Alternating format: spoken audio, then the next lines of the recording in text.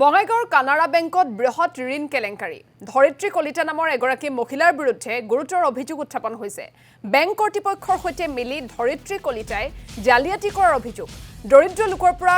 গৰাকীৰ অজ্ঞাতে দালাল চক্ৰই উলিয়াইছে কোটিৰ ঘৰত টকা কাৰোবাক ঋণ হিচাপে আৰু আন কাৰোবাক চৰকাৰী সাহায্য দিয়াৰ নামত মুকলাইছে ধনৰাশি দালাল চক্ৰটোৰ বিৰুদ্ধে তদন্তৰ আহ্বান জনাইছে ভুক্তভোগীয়ে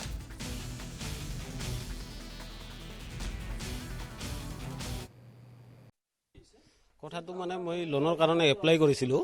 এপ্লাই কৰোঁতে মোৰ লোনৰ সব চহী থৈ লৈ কল বিলেং চেকত চহী কৰিব লাগিব মই বিলেং চেক দুখন চহী কৰি দিলোঁ চহী কৰি দিয়াতে মই গম পোৱা নাই যে মোৰ লোন হৈছে এই বছৰ পিছতহে মোক ধৰিত্ৰী কলিতাই মোক ফোন কৰিছে যে আপোনাৰ নামতো লোনটো উঠাইছোঁ লোনটোতো মই হেৰি কৰিছোঁ সেইটো কৰি মই ক'লোঁ তেতিয়াহ'লে মোক পইচাটো দিয়ক তে মই দি আছোঁ বুলি কৈ আজি 2022ত মই হেৰি কৰিছিলোঁ আজি 2025 আজিলৈ দিয়াই নাই বোলে এমাহ পিছত দি আছোঁ আজি 2025 পৰিল 22ৰ পৰা